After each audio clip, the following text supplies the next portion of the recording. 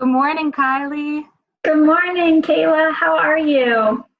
I'm doing good. I'm glad to be here with you this morning. I'm so happy to see you. This is so nice. And hi to all of our friends at the Boys and Girls Club. We're grateful for you and we miss you. Thinking of gratitude and gratefulness, that's what we want to explore today, right? Yeah, we would love to talk with everybody about mental health and gratefulness and how the two can work alongside of each other and help us maybe feel better and help change our perspective or even just get us through the day. I'd love to talk with you first about the science of it. Are you up for it? Let's do it. Okay. I know there's a lot that we have learned about the science of gratitude from positive psychology and the effects that this can have on our brain.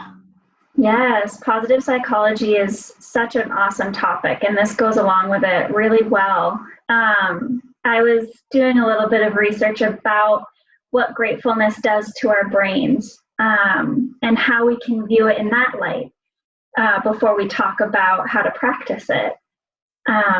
So just a little science information for you. Gratefulness works on this main area of our brain. It's called the prefrontal cortex. So this is our big part of the brain where our forehead lies. I like to call it the control center. So our prefrontal cortex works with the way we think and we solve problems. And with gratefulness, it really taps into that really important part of our brain that helps determine the way we work through our day and learn and talk. So really, just a little bit of background. Some researchers did some looking into what gratefulness does in this area.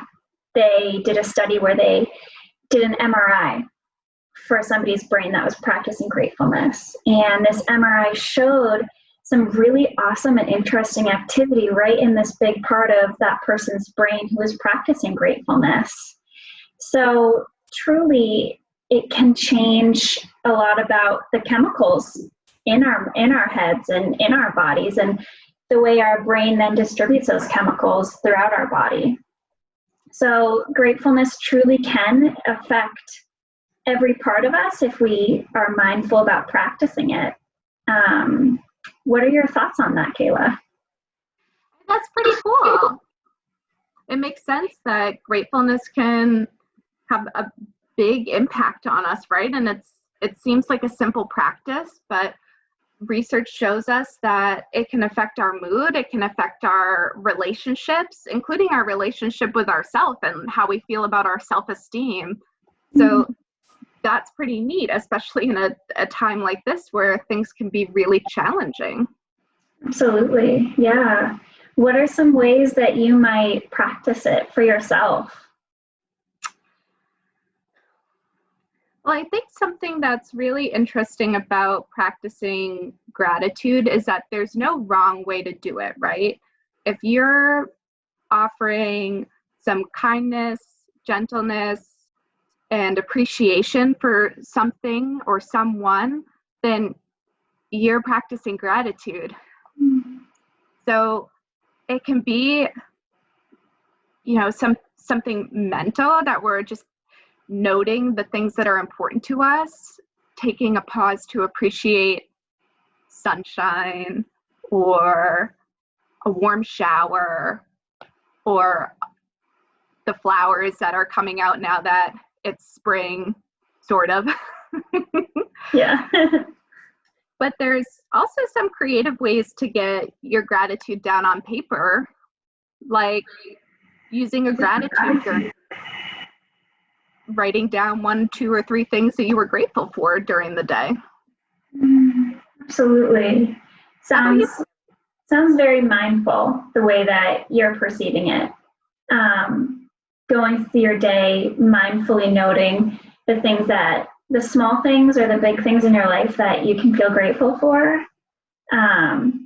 Relationships and expressing that gratitude to people can really give us a way to express that in a meaningful way, whether that be writing a letter to somebody. And you don't even have to send that letter if you don't want to. But I think that viewing these relationships or others in our life, or even ourselves, that we're grateful for the way our body gets us through the day, the way it digests food, the way that we breathe without even having to think about it. Noting these things in our life that we're grateful for, writing them on paper, writing a letter to ourselves or others, sending the letter, maybe not sending the letter. I think that is a very tangible way to express your gratitude.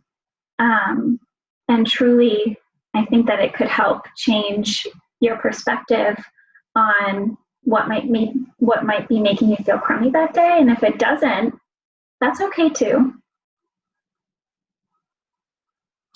Right. Even if we're still feeling crummy, as you put it, just to practice gratitude alongside it can help us feel at ease, right? Sometimes things are crummy and we can still find small things to be grateful for within the day, moment by moment, hour by hour, day by day. Just looking for those little tiny things can also help us recognize the things that we do have control over, right?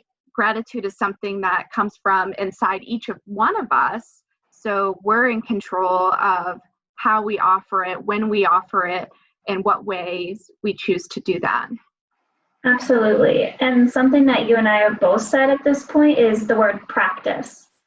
So just like we practice yoga or a sport that we love, like soccer or basketball, those things take practice and time to see the effects. So gratefulness is just on that same type of idea. It's a practice, and it's something that, you know, we might have to work on every day to feel like we are seeing these things throughout our day, because we all have those times where it's just a really tough day.